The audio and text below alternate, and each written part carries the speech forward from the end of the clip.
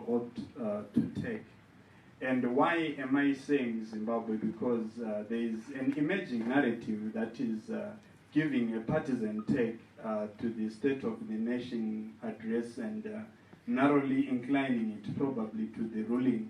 And you'd also notice that when that particular State of the Nation address was presented, you had a certain section of parliamentarians who actually exited the House of Assembly as a means of protesting against a leader whom they define as illegitimate.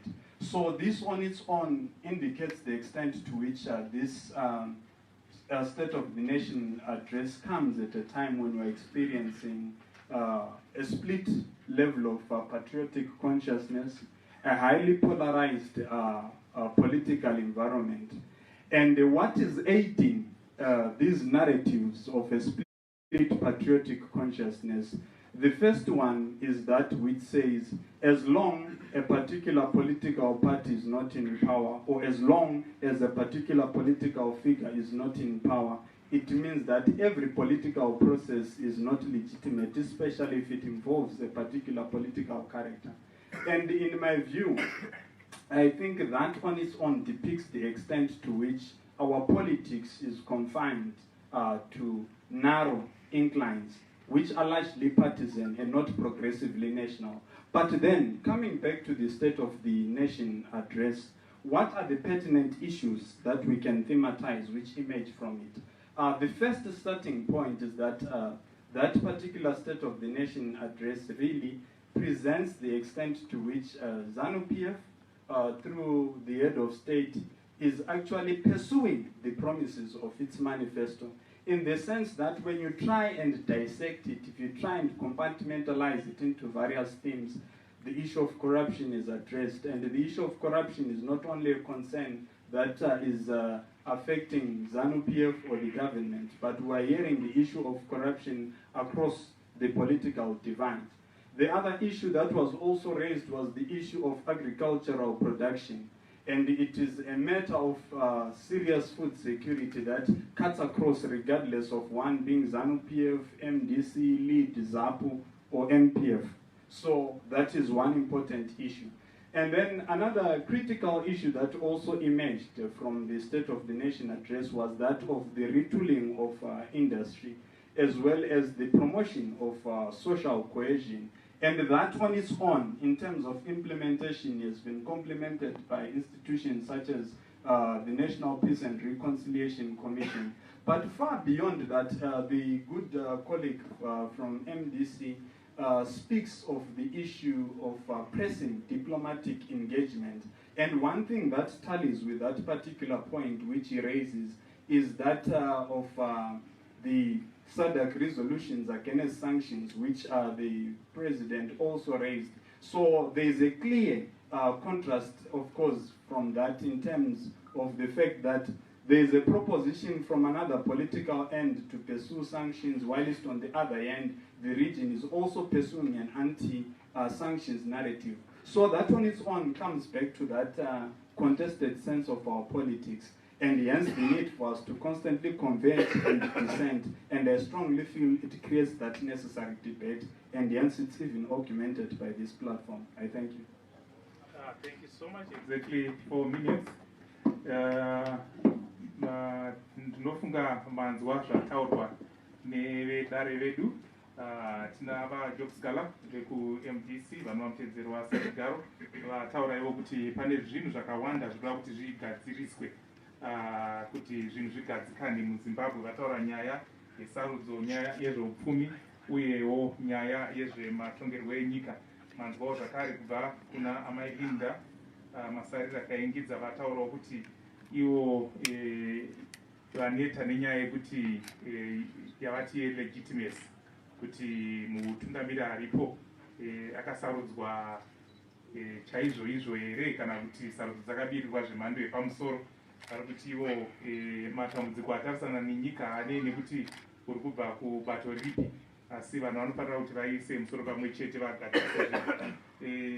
Mukoma Richard Mahomba vataurawo nyaya yekuti ivo semaonero avo vanenge vari kuona zviri zvinoedza kuitwa navaMnangagwa zviri mukwara rekugadzirisa zvinhu, asi vachiti panodawo kuti paite mushandira pamwe kuti zvinhu zvifambe zvakanaka. Vataura zvimwe zvavati vakaona sekunge zvakanaka zviri kutaurwa kuedza kugadzirisa nyaya dzezveupfumi, vasimudzawo nyaya yezvirango zvavanoti zvakatemerwa nyaya yeZimbabwe, vachiti dzimwe nyika zvikuru dzemusadhak dzakubuda pachena kuti zvinofanira kuti zvinge zvichibviswa. Asi tinokurudzira vedare kuti vaitewo zvimwe chete vachitaura neshona nendebele. Hapana chakaipa nekuti ndikazotaura nepasipo vanenge vakuti meno zvandakuita blo. Yebo kambe hayi siyathabake sikhona apha ku-Voice of America Studio 7 simzuleke umnumzana Job Sikhala ekhuluma ngodaba lokuthi hayi ukukhethwa kukamongameli Emmerson Mnangagwa bona njengebandla bayasola ukuthi hayi umongameli Emmerson Mnangagwa akasiye mongameli-ke owakhetha ngendlela eyiyo yona. Wasekhuluma njalo ukuthi hayi bona bazaqhubeka betshengisela, bazaqhubeka besenza ama-boycott eParliament betshengisela ukuthi hayi kabathandi ngalokho okwenzakalayo. Kodwa-ke unkosikazi Linda Masarira yena uthi hayi sokunzima yena ngeke avume-ke bona njengebandla sebedakekile ngokuthi abantu bayalele bekhuluma ukuthi kwenzakala ama-boycott, kwenzakale into zokuthi umongameli akakhethwanga ngendlela efaneleyo. Esithi yena abantu sokufuza ukuthi bazimele bodwa amaZimbabweans abone wodwa ukuthi hayi bengalaleli-ke lokhu abakutshelwa yilabo abakwezombusazwe. Sase sizwa-ke umnumzana Richard Mawomva esithi lokhu amazwi athiwo ngumongameli Emmerson Mnangagwa ukuthi-ke kufuze kulwisane lenkohlakalo elizweni, kufuze kulungiswe indaba yokudla elizweni. Wasesitsho njalo ukubana indaba yezijezo zenotho ezafakelwa ilizwe leZimbabwe athiwa ngama-sanctions ufuze ukuthi akhitshwe ukuze-ke ilizwe liqhubekele phambili. Sesizathemba ukubana-ke lokhu abaxoxe ngakho sonke lapha njengoZulu sesizathi-ke sikuxazulule-ke sixoxe ngazo lezi ndaba please. Thank you so much, Mlo. Now we are opening the discussion to members of the public. So what we do is we give the opportunity to 5 people to ask questions. Of course, you cannot ask me any question. I'm just facilitating the discussion. You cannot ask Mlo any question. I've invited him to help me with the translation. So the questions must be directed to the 3 panelists. And usually we first we give women the first preference. We have a mic, right? Okay. Who can help us with the question? Okay, yeah. Please say your name, and then you are free to ask English, Shona, or Ndebele. It's okay. Okay, thank you. My name is Terence Simbi. Right, my first question goes to Mr. Job Sikhala. Obviously, yes, you've been citing problems which are in the system, and we all know those problems. And you've been saying we have to see that we solve these problems. Yeah, we all agree with that. But I'm saying now, as a country, since 1980, we have had these negotiations being initiated by some people from outside. At Lancaster House, it was the British government that called Zimbabwe when it had conflicts.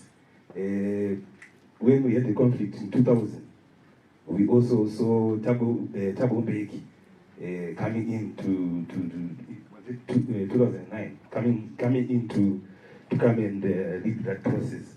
But you see, when you look at countries like South Africa, at their own independence, when they were negotiating the whites, they themselves, if you listen to Thabo Mbeki at Mugabe's memorial, they were saying, we had a different path from Namibia. Namibia negotiated through a UN resolution, but they themselves in South Africa, they say, no, we have challenges. We want to chart the way forward as South Africans. We want a process which we as South African political actors have to negotiate ourselves. So when you see there's a conflict or there are issues in South Africa, they have that culture as South Africans themselves that we will sit down as South Africans and we will value everyone in the process. Because I do believe that in democracy, it's the government of the people, not government of some people. Everyone must be involved in that process. So I commend, I see that there are issues right now, because this is a position which is in the part which you had since the dispute. But I say, what I can urge you is that, you see what, this has to be private. It can be private. It can be a private dialogue where you join the other guys in the table. Because in South Africa, they had Contessa 1, Contessa 2, where all the actors in South Africa, they were there. But the ANC and the white government privately negotiated a settlement. So I ask you to consider that as the MDC, that for this dialogue, you can have a private negotiation, but also join in the choir you usually say. It's a choir. But the choir also has some concerns political. You see, before the elections, they had issues like campaign financing, they also have their own issues as the choir. Are they not valid? Are the concerns you present as the MDC the only concerns in this country? So it's an issue. We have to dialogue as possible. Thank you. Thank you so much, and I also urge you to be brief. I said politicians initially when we started the program. I think there are also upcoming politicians in the audience. So let's be brief so that as many people as possible can be able to ask questions. There's a gentleman here. Please give him the mic.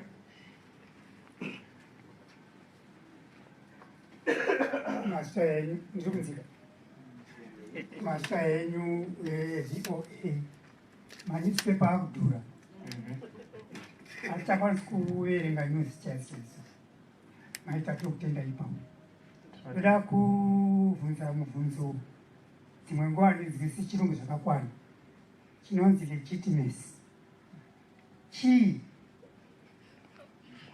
nokuti ndinoshamisika kana ndikada kunzwisa chirungu chacho kuti legitimacy munhu asiri panzvimbo yake chaipo chaipo.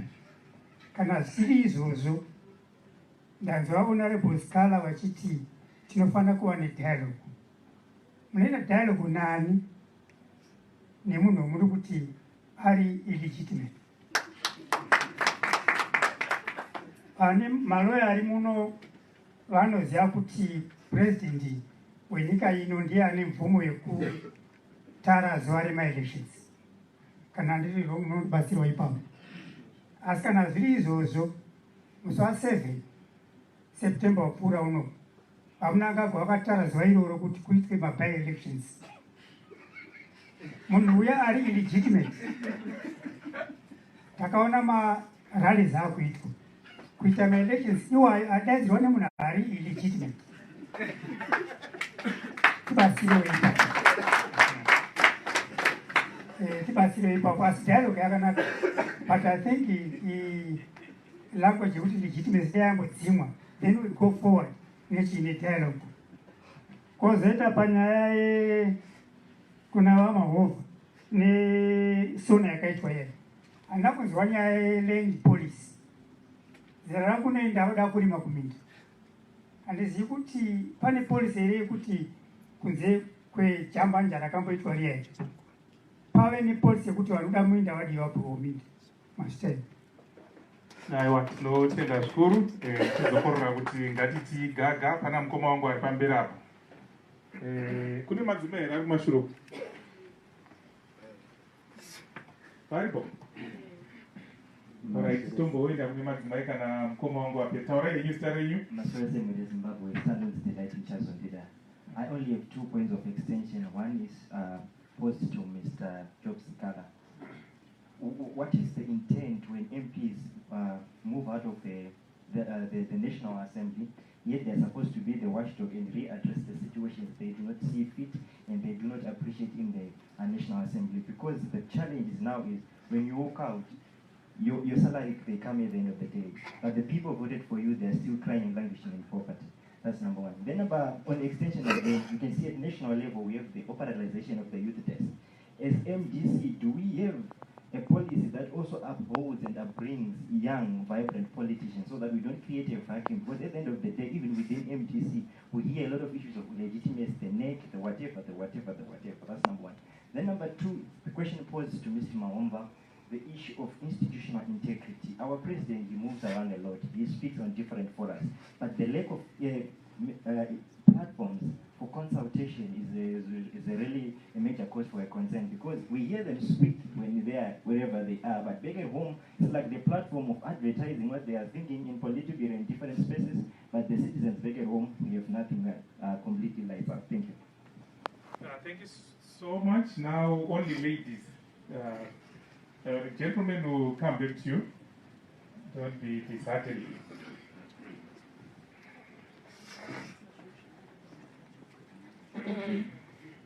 Siyabonga VOA ngethuba lelisinike lona. Igama lami nguThathenda Majoni. Mvunzo wangu, I'm going to pose to all of the panelists because I think it's going to be a collective effort from politicians. Ndinoda kuvunza ukuthi what way can regular citizens like myself participate, like what lead president Mrs. Linda Masarira suggested, that the people's revolution has been hijacked. How can the citizen then participate in this dialogue? How can the citizen then make an effort to my problems I should face Zimbabwe, teaching my citizens? Because the history that we now have is every time the people rise, there is a forceful hand that is then dealt to the people. I don't know whose fault it is. I'm not pointing fingers, but as a citizen, tinototyka kuti takanzi ngatisumukei titaure maproblems edu, tinobva tatya kuti ticharohwa kana kuti tinoti zvinhu izvi zvahijackwa nema-political players. So what safe spaces then can the political parties in Zimbabwe then present to Zimbabweans? Because I'm sure isusu vacho vari kufa nenzara, vari kushaya mvura, vari kushaya magetsi. Tinawo ma-suggestions atinawo, tinazvowo zvatinoda kuita bring to the table. But nzira yachona yekuya patable ndiyo yachona iri kunetsa kuti tisvike. Tinotenda zvikuru. Pane mumwe mudzimai here, musikana, muzvari, mai, ambuya chero varida kutaura? Hakuna. Mafezi chimbomirai. Madzimai chete. Kana vari vashoma tombodzokera kune vedare vachifanonyora mubvunzo yavo pasi.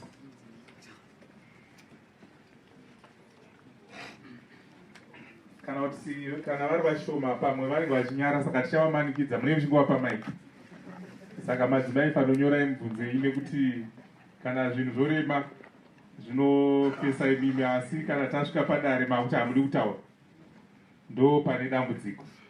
I think Honorable Sikhala is the majority of questions, and let's give him the opportunity to respond. Thank you very much, moderator. The first thing that I want to reply before getting into the questions is the assertions by Honorable Linda Masarira that the question of legitimacy into our country is now a broken record. If it is a broken record, it should get into a mind that it is a broken record only in a mind, not to the 2 million people who voted for their presidential candidate during the recent elections. She was not a contestant in those elections. She is not disputing those elections.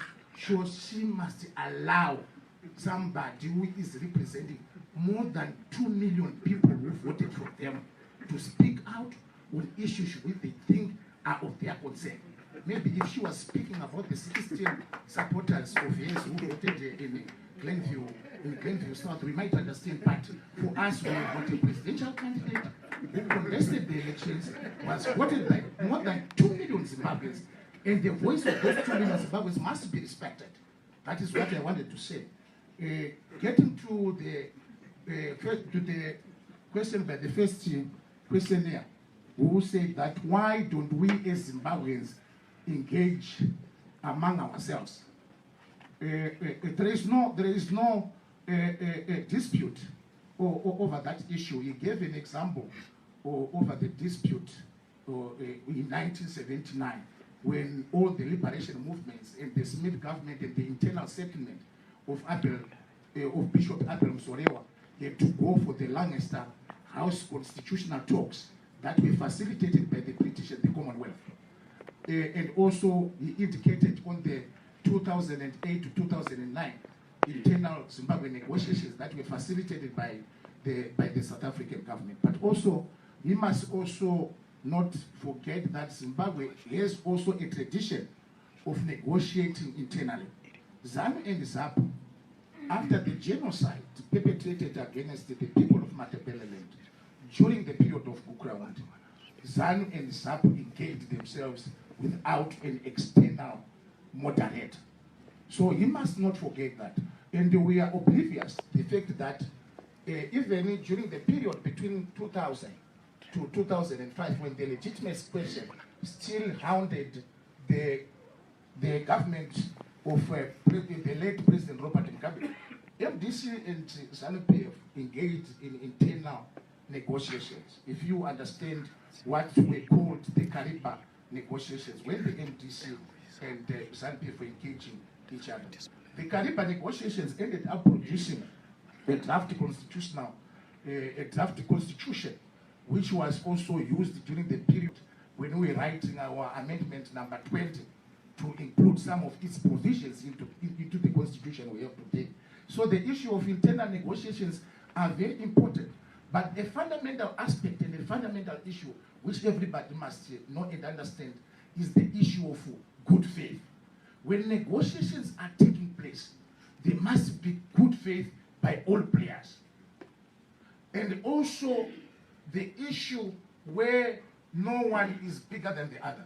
The problem we have is that we have got a big brother who invites people like as if he's inviting his children. Come to State House, he has already set an agenda for them to come and negotiate, and everybody knows the head. So those are very fundamental housekeeping issues that must be solved first for us to be able to have an internal dialogue. There is no problem with an internal dialogue. There are many people who can facilitate internal dialogue among Zimbabweans. There are many church leaders of note who can facilitate internal dialogue. But what we want first is the issue of good faith. Can we trust our competitors for good faith for us to be able to have negotiations in our country?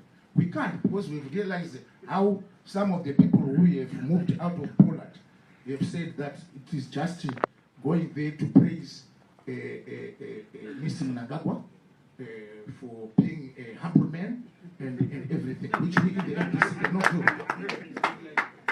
Secondly, Vama Harure seated there, asked the issue of what is legitimacy. Ma'ambire, Mr. Ma'ambire, seated there, asked the question, Vavunza mvunzo kunzi chinozi legitimacy. Vama Ambire, legitimacy inyaya yokuti pauri papo wakapapiwa here navanhu kana kuti wakazvipa. Nyaya ripoti yokuti vamaambira dai manga mandiudza kuti no vana vasikhala nemi vana vachamisa zvamuri kukwera muchitaura izvi. President varipo vakahwina namavhotsi akati kana nezeki, and even the constitutional court that said he is legitimate did not give us the figures. All the elections from 1980, even we have got figures. Can you tell us the figure? Yakawina nayo Mnangagwa. Pakutanga vakambozwa winner ne 50.8%. No, but Taitano is over. No, Takarisha counter. Avapa 50.7. No, Avapa 50.5. So specifically, how can you say that person is legitimate when we don't know the figures to which he has been declared president in our country? That's where our major question is. Can we have the proper SEC up to now is not able to provide us the total number of votes which voted Emerson Mnangagwa. We don't have the total number of votes that voted Nelson Chamisa. So can we say somebody is legitimate when we don't have the figures. Saka wina nazo. Wama ambire ndo paneya yedu ye question illegitimacy papo. Toenda pa mvunzo watau wakunzi MDC, do you have a youth policy mupati menyu the youth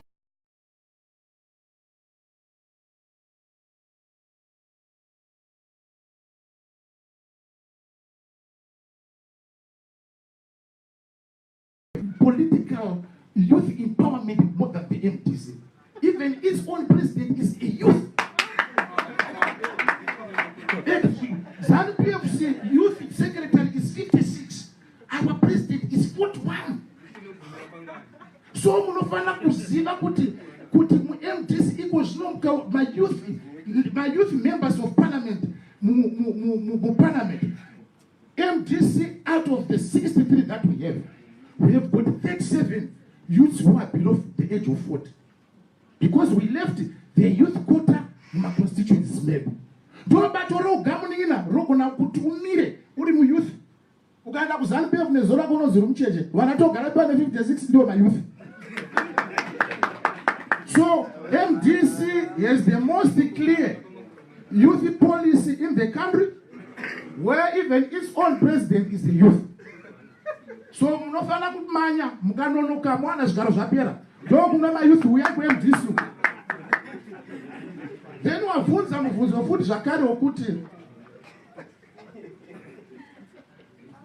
wavunza futi muvunzo wokuti ma MPs nemakayeni vachita walk out while it's at the end of the month vachiwana masalary avo. That is a decision that could have been reached. And on my initial first point, a political pressure, that part and parcel of the package of political pressure, that we are not prepared to listen to somebody whom we regard as illegitimate. The issue of, if the issue of illegitimacy of the current incumbent presidents is not cured, those things will continue as part and parcel in the package of the political pressure that we are going to apply. And it is part and parcel of our strategy. Whether it augurs well with you or not, it's not an issue. We are satisfied to say this is the method to deal with dictatorship. You must walk out or walk away from dictatorships. Don't listen to them. That is what we have resolved, and that is our strategy. Whether it is an effective strategy or is neither here or there, we now leave it to scholars to analyze. But we could have already acted. So that's why we walk out. And for you to say, you are getting salaries. My friend, a salary of a member of parliament is $1,230.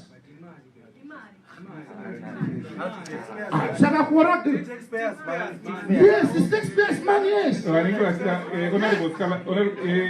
Ndosaka tiri kuti vanhu vanobvunza mubvunzo ndofuta pamamchibvunza mubvunzo vanga vakanyarara hatisida kuti tiite it's taxpayers' money, yes. But you also have to understand that the MDC members of parliament in parliament are also representing the taxpayers who voted for them. So those who voted for them to be in parliament are taxpayers, and the majority of taxpayers are here in Harar, which is our passion. They are not paying tax except 2%. So when we are speaking, we are also speaking for the voter who voted for me in Zengasa West. He says, why do you attend on a meeting presided over by somebody whom we did not vote for? So we walk out. We represent the sentiment of our constituency. So when we represent the sentiment of our constituency, it's not your business for you to question us. And our constituents are the majority taxpayers in this country. Sure. Yes, that's the fact. This Harare belongs to us, it's our territory.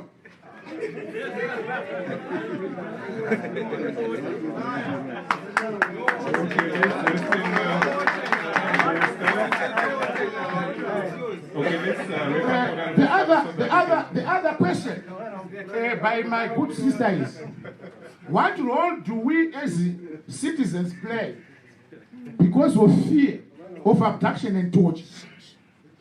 There is no any weapon that ever overpowered the will of the people.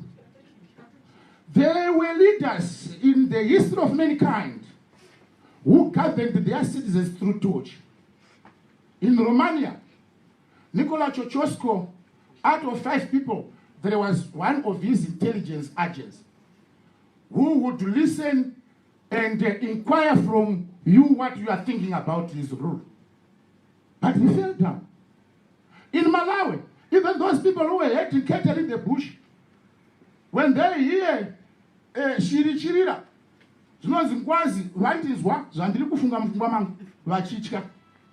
but fear, you will never govern through fear forever. So fear will be defeated, no matter that somebody has nuclear weapon. Even during the period of perestroika and glasnost in the Soviet Union, one of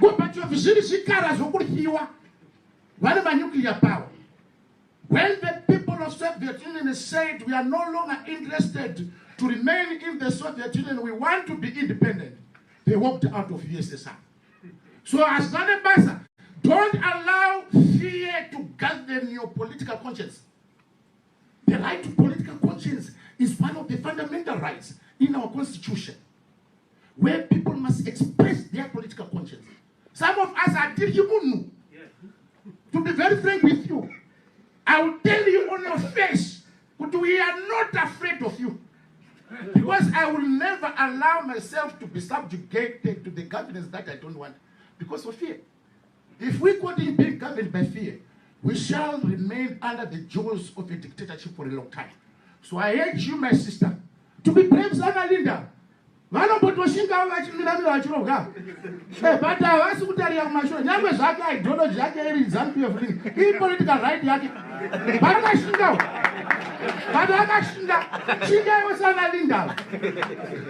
and speak out. Don't be afraid. Speak out. This is your country. You will never get another country again in the same Zimbabwe. And if you are not going to speak on it, we will remain under the jaws of dictatorship forever. I thank you. Thank you.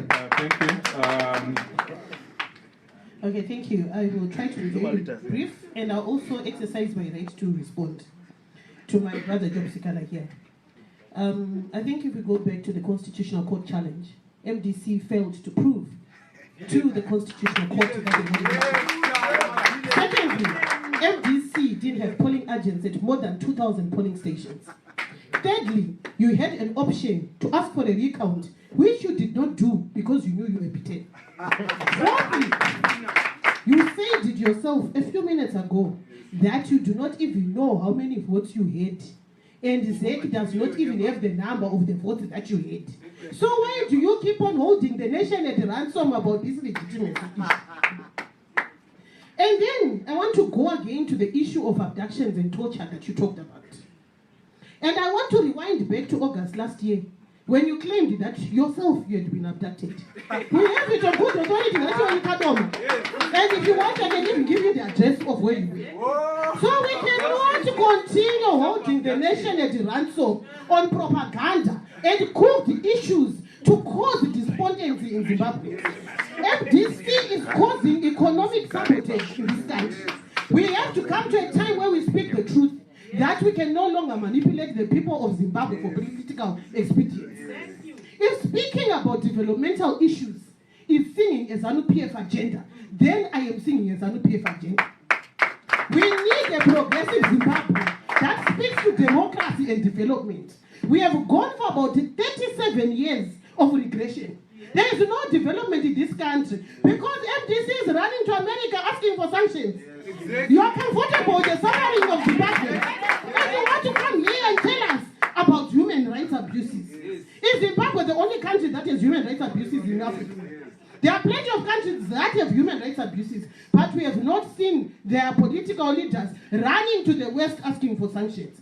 Are you for development in Zimbabwe, or you are for your own fat pockets, dining and whining with ambassadors at your residence? We need clarity on what MDC stands for, because the MDC that we have today is not standing for the founding principles and values of the MDC. You have been hijacked by G40, and it is evident for everyone to see. I am happy I reached my Damascus moment and I realized that I cannot continue fighting and having no results. We have to engage, we have to work together to develop Zimbabwe for Zimbabweans, using Zimbabwean solutions, not solutions that you make behind closed doors with American ambassadors. Thank you.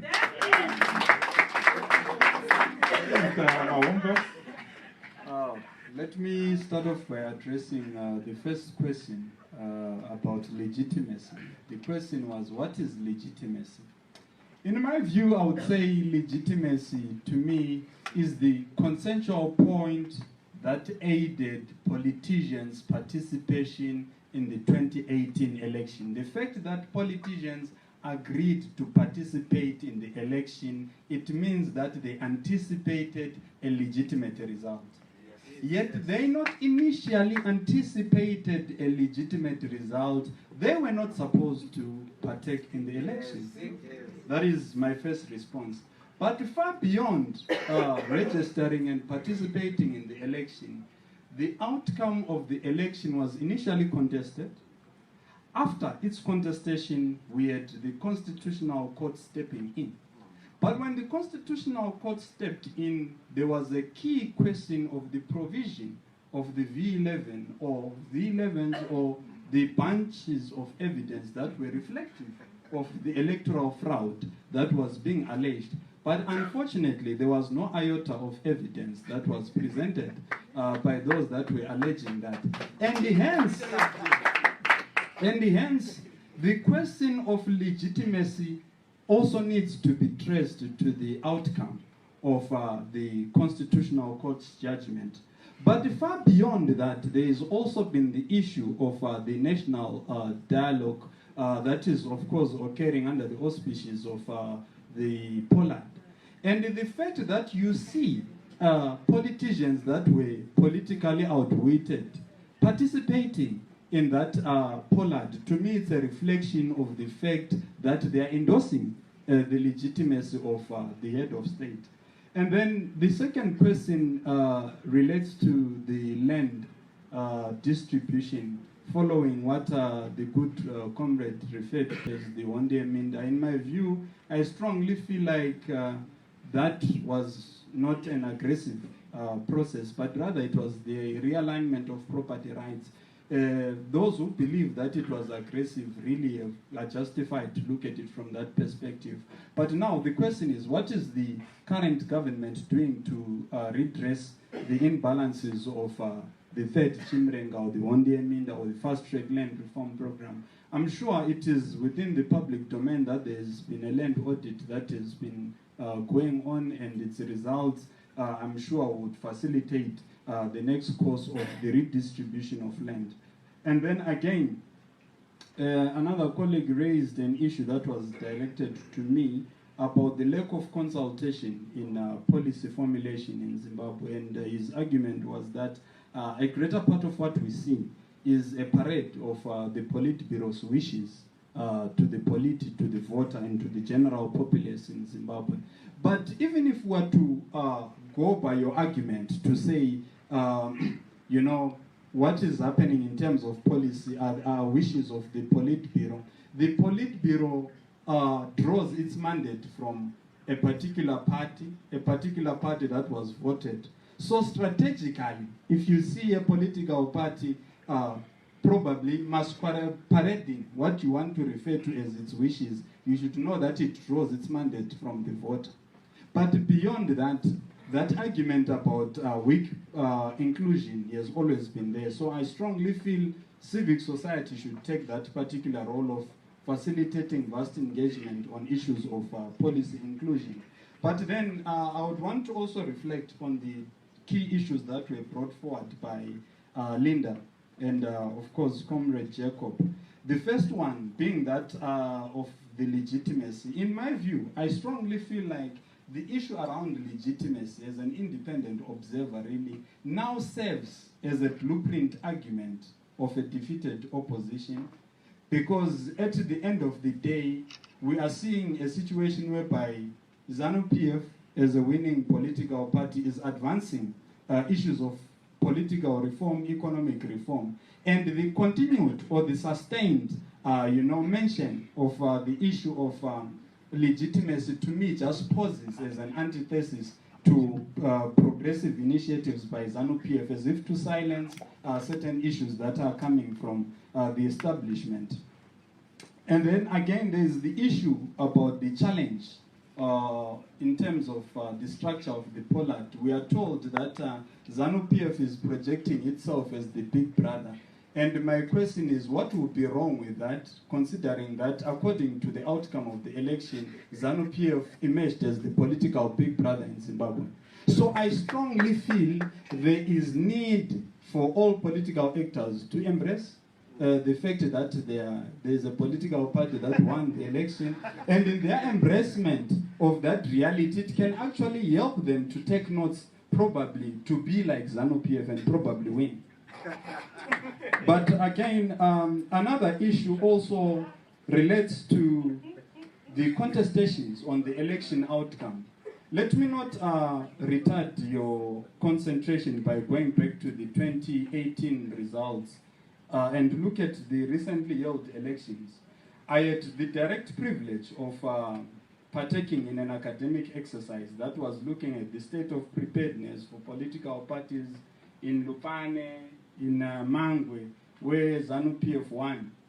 And you'd notice that one of the key issues that was there was that MDC was not visible in those rural setups. Even in terms of their election management strategy was quite weak. So really this argument about enhancing a one-sided part of the country in terms of electoral management and neglecting the rural side, and then complain that elections are frauded, I strongly feel there's a problem with regards to that.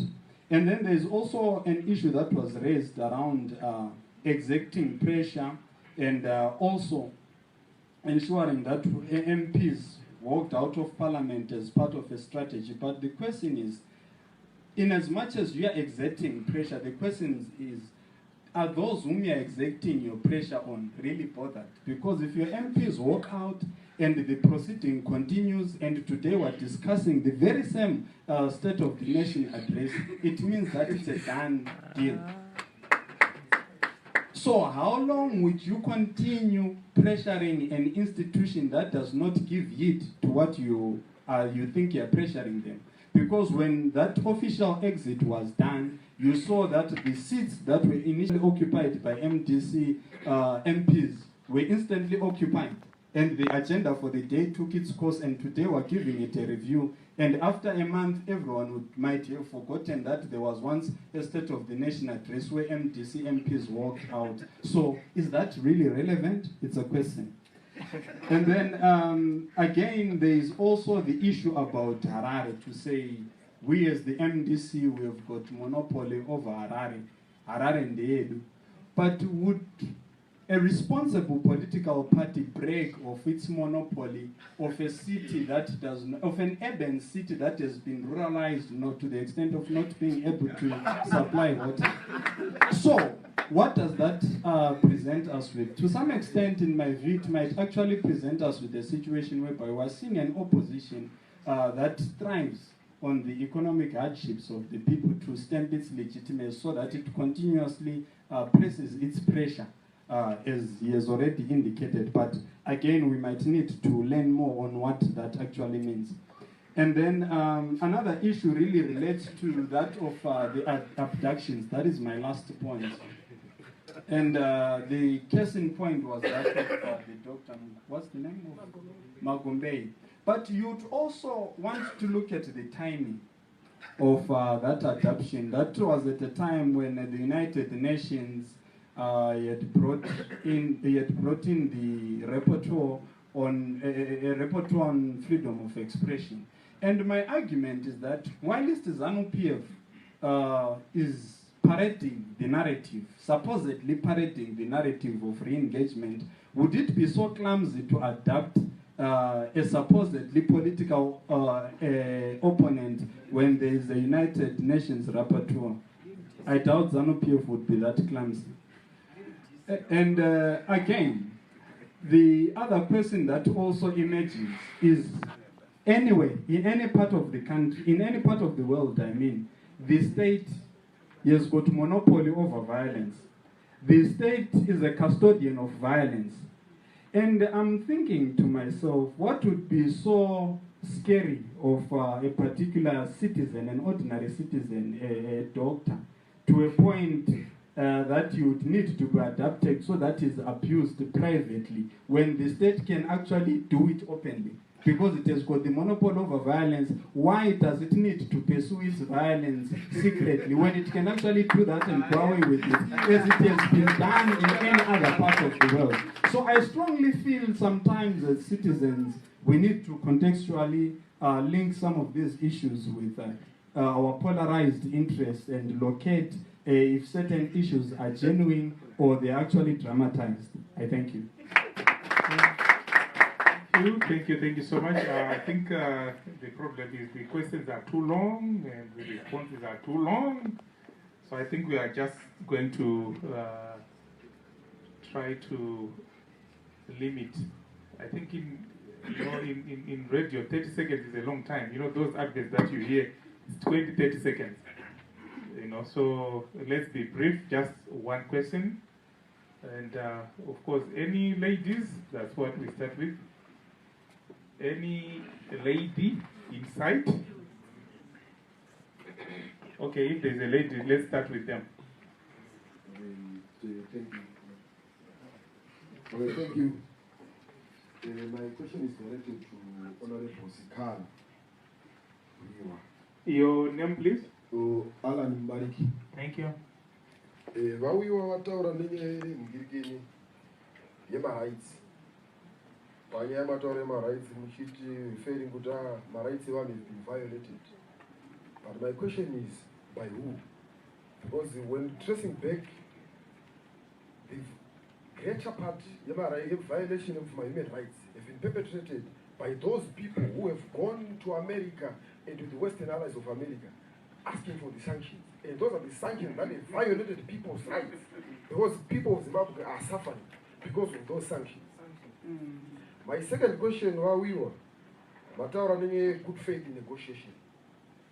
But to my surprise, it only be good faith when MDC is at advantage. But can I say what advantage? Then everything turns bad. Kushkarini, Shida, you need to respond on that. Then another issue is, we should not fear. We should not be governed by fear. But as a youth, I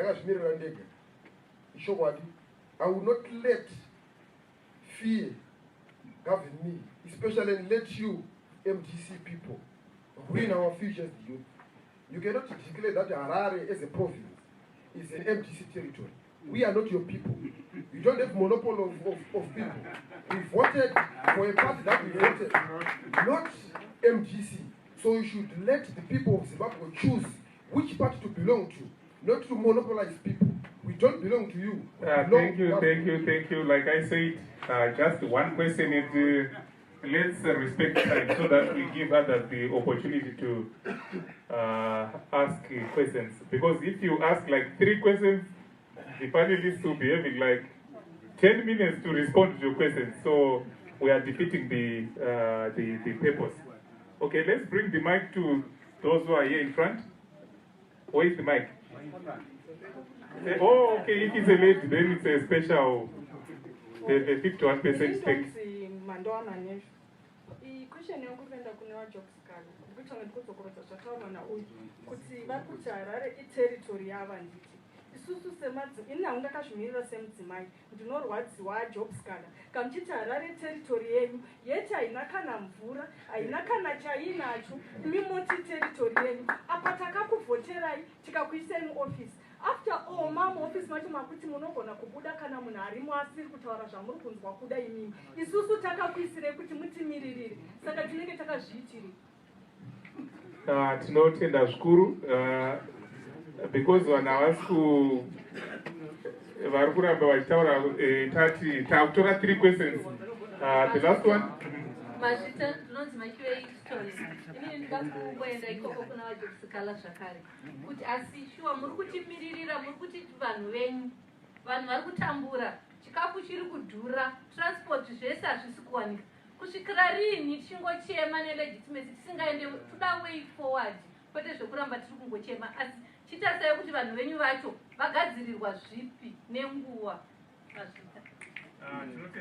Ask, like I said, unfortunately, our questions are getting longer and longer and longer. So what I'll do now is to go back to the panelists. Then we'll come back to you. Don't worry, it's okay.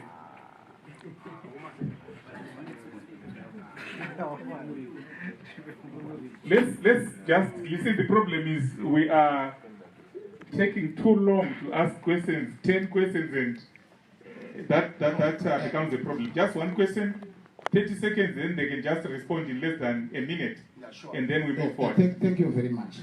It is always not good to mislead people. Firstly, Honorable Leader Masarira misled the House, saying that last year I claimed to have been abducted and I was in Kaduna. If she might remind me of the event, maybe I might have a short memory where I claimed to have been abducted last year. Second, because I know you once claimed that the MDC is training terrorists in Serbia, that Jabulani Mtunzi was leading a group of people to attack ZANU people, things that has never been substantiated. We could have loved if those people could have been arrested by now.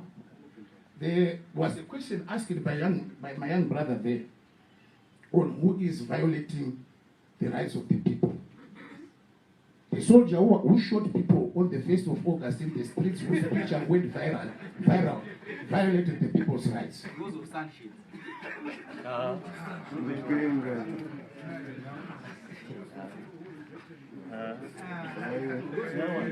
Like I said, let's be respectful. If you are asking questions, no one should interject, and if they are responding to your questions, just give them that opportunity so that we can move forward. I can see there are many guys here who want to ask questions, but we can't because we are heckling and all that kind of stuff. So, like what the other panelists here said, that the state is the custodian of the instrument of violence.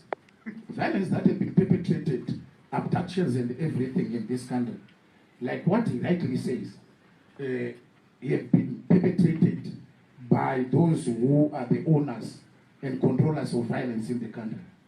If there was anybody, for God's sake, either the MDC or the so-called purported third force responsible for the abduction and human rights abuses of our people, in any normal state, those people could have long been arrested. We have never found a third force person who is alleged to have been perpetrating abductions to the detriment of the state, who was arrested in our country. And somebody wants us to believe that there is a third force or somebody who is doing it for a purpose to grandstand to the world. And you believe the propaganda by poor state propagandists that there is a third force and the MDC people who are practicing those abductions. Let those people be arrested in any country that respects constitutionalism and the rule of law. The perpetrators of such heinous crimes, if they are not state actors, would have long been arrested. Sanctions is a violation of human rights. The first thing is that I've just heard bold statements here without provision of any evidence that the MDC are the authors of the current sanctions. Why don't you go and engage and ask the United States of America to remove sanctions? Secondly, the form of sanctions that Zimbabwe have are not general sanctions. These are sanctions that have been targeted against individuals who have been perpetrating human rights abuses in our country. They are not general sanctions against the state of Zimbabwe. Gentlemen, that is the propaganda that you want to believe from your own political outfit, and so be it. Continue believing it. Sanctions in our country, we understand that targeted individuals If they want to be removed from sanctions, let them go and engage the Americans. Let them go and engage the European Union for them to be removed from there. Not for us to tell who is suffering. The person who is suffering is the one who is on sanctions. Because America and the European Union, they have been the largest donors in terms of giving Zimbabwe credits in this country. America so far has given Zimbabwe 1.5 billion US dollars. The EU is the one that is funding several projects in this country. But the majority of projects, the construction of dams, clinics and hospitals in this country is being done by the European Union. So for you to say that the economic sanctions, when we have got the statistics that the largest donor to Zimbabwe is the European Union, the United States of America, we are not all fools who can accept it and swallow propaganda. Then the issue of having no water, food expensive, everything expensive in Harare. The first thing that you have to understand is that water treatment chemicals are procured from outside Zimbabwe, and they are bought using foreign currency. The Reserve Bank of Zimbabwe is busy allocating forex to cartels to do their bidding in the street and not giving preference in allocating for issues for human survival. Of course, there are a lot of an allegation, right? No, it's a fact. It's a fact. A president hires an aeroplane from Qatar to fly him to Victoria Falls at $70,000 US an hour. The report by the Auditor General of our country says that the agricultural program, which the government has been engaging on, consumed $3 billion US. That is not accounted for. It's there in the Auditor General's report that has been tabled to Parliament, and which is a matter of public knowledge. The NASA has been looted by the politicians. If Mupumira, an individual, is alleged to have looted $95 million US. And why is the Reserve Bank of Zimbabwe cannot provide forex to buy water treatment chemicals? Then you allege that it is the misdemeanor of the MDC. That's absolutely shocking. The people who are responsible for the water crisis in our country is ZANU, which has informed the Reserve Bank of Zimbabwe governor, Dr. Mangwana, not to allocate foreign currency for the purchasing of water treatment chemicals. So, in short, this is my contribution, Mr. Nagatua. Thank you. Okay, thank you so much. Mrs. Linda Masarira Kaingiza. Okay, thank you. I think when we started this town hall meeting, I stated the issue of depolarization. Zimbabwe cannot go forward as long as we keep on blaming each other. It's ZANU-PF that did this, it's MDC that didn't do this, it's ZANU-PF that did this. From my own understanding, is when a councillor is voted into office, that councillor ceases to be an MDC or a ZANU-PF councillor. That councillor becomes a councillor for every person in that ward. When an MP is voted into office, that MP becomes the MP for the whole constituency and not for a certain political party. It's rather unfortunate that we keep measuring on minors. What we need in Zimbabwe is political tolerance. We need to find each other and work towards development. If indeed what my brother here is saying is true, then I really don't see a reason why they are still boycotting Parliament and walking out. These are the critical issues that they're supposed to be highlighting. If Forex is not being allocated to council, I think the councillors there have got a right to say, why do they keep on going there when they are not being given Forex to acquire the water treatment chemicals that they need? Because the sole mandate of the council is to provide water for Harare. And we cannot be going to look at another political party that they failed to supply water in Harare. Because at the end of the day, we need to be able to separate government from political parties. Government has to be able to work for the people of Zimbabwe. We want to see a contestation of ideas, improving people's livelihoods from both the MDC and ZANU-PF. We are tired, sick and tired of the blame games since 2000. ZANU-PF didn't do this, MDC didn't do that. But at the end of the day, who is suffering? It is the ordinary Zimbabwean on the street. You are getting your salaries every month, but the ordinary Zimbabwean is not even working. Yet you are still contesting that ZANU-PF didn't do that and MDC didn't do that. So at the end of the day, I'm urging both MPs and councillors from MDC and ZANU-PF to find each other and put Zimbabweans' interests first. We need to solve the crisis that is in Zimbabwe. And it will not be solved by saying I'm MDC and I'm ZANU-PF. We need to find solutions that work for Zimbabwe. Thank you. Thank you, Linda. Masarira, my brother there. Yeah, I'll be quick, saying that there were no issues that were directed to me. But I think maybe as a first starting point, I would like to reinforce and correct a particular position where I referred to the state as a custodian of violence. And I used that reference in giving an overlook of how all states function. That was not necessarily limited to Zimbabwe. So I thought that needed to be corrected. But again, there's the issue of sanctions that continuously resurfaces in this dialogue. But there's a missing factor around the issue of sanctions to say what was the genesis of sanctions. I think the genesis of sanctions really emanates from the fact that there was a land reform which was contested by white capital. So if until and unless we appreciate that the genesis of sanctions wasn't narrowly inclined to the issue of human rights, but appreciate that the issue of sanctions was an antithesis of the nationalist distributionist policy, or as far as economic indigenization is concerned, then we can appreciate that the issue of sanctions really is part and parcel of continuing the asymmetrical global order. That is very critical. No, it's an academic fact, and if you want me to take you to the classroom, I can well refer you to Professor Sam Moyo, who published extensively on that.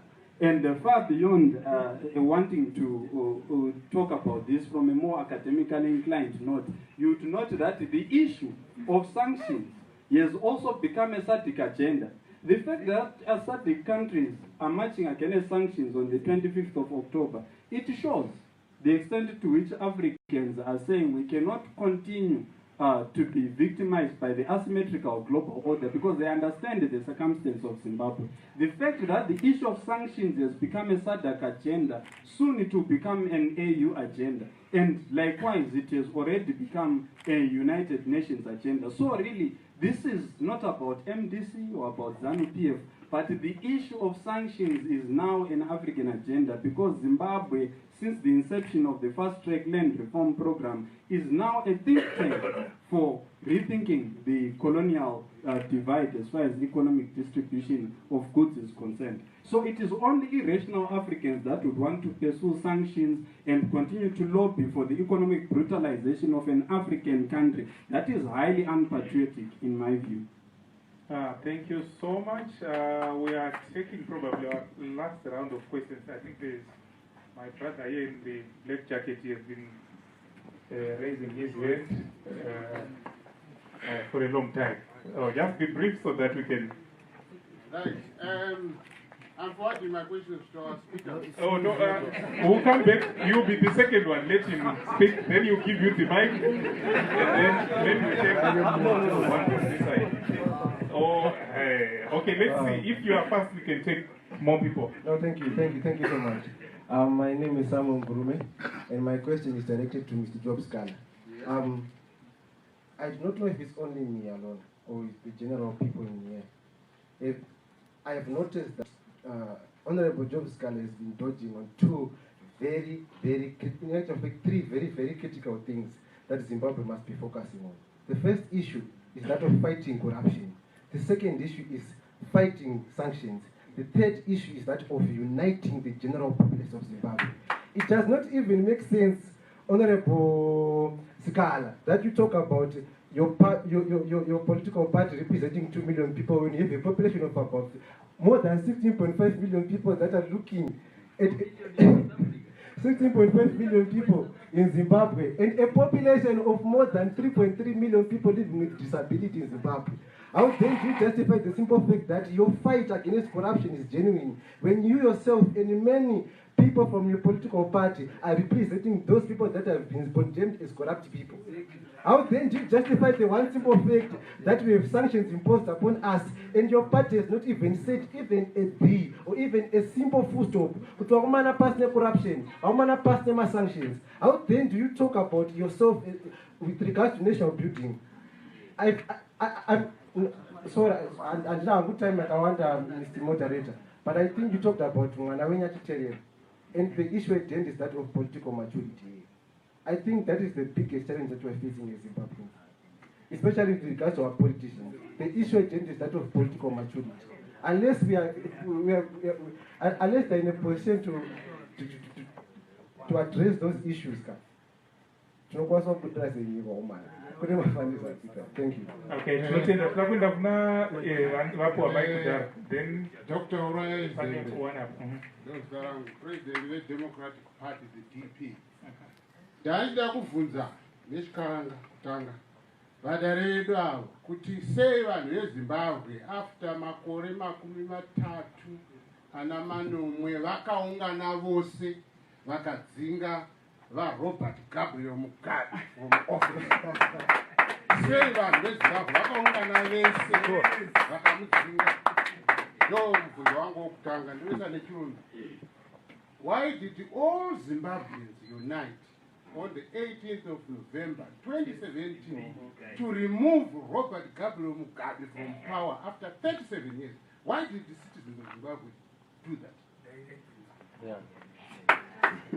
Tinotenda pane vari vane sheti erect vambopiwa. Okay, alright. Tinokuzoenda pana vose media damura mukoma tinachitaura itozo wangu uri kuna vaJob Sikhala. Muri kudiridzira rugare rwenyu nekuchema kwedu. Sei ndadaro? Isu tiri kuti pasine masanction. Imi muri kuti pamberi nemasanction. Pati yenyu pati yenyu iri kufarira zvekuti vanhu vatambudzika. Iko zvino izvi kuchema kwatiri kuita isusu kuri kubva kuMDC Alliance nekuda kwekuti isusu haisi nyaya yekuti shemu nenyaya yekuti imimi rugare munaro handiti iko zvino zvimasuta hachitokwani nekuda kwekuti mapamberi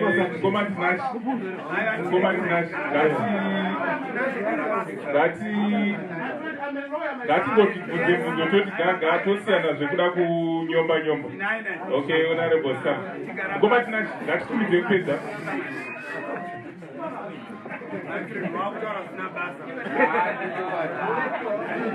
Okay, ngoma taura itinzwe kupedza. Taura yenyu ngoma zita renyu ubva mangoti gaga. Zita rangu ndinonzi Fungai Mupanguri, ndiri National Organizing Secretary weZANU. Mubvunzo nyaya yangu iri pakuti dambudziko riri muZimbabwe tikuita run out of the fact. The fact is the issue of Gugurahundi. The issue of Gugurahundi was repeated in 2008, long sleeve and short sleeve. But all these problems were caused by politicians itself. It's not about sanctions, it's not about anyone else, but the problem is the people of Zimbabwe who are bigger than others. Number one, Gugurahundi was repeated in 2008, and we were beaten. So now there's a conflict between MDC people and the ZANU people. The conflict between ZANU and the ZANU people, that conflict needs to be resolved through dialogue. Okay, alright, regaititi vedare vapindure mubvunzo. Tombotanga navamahomba tichida iso.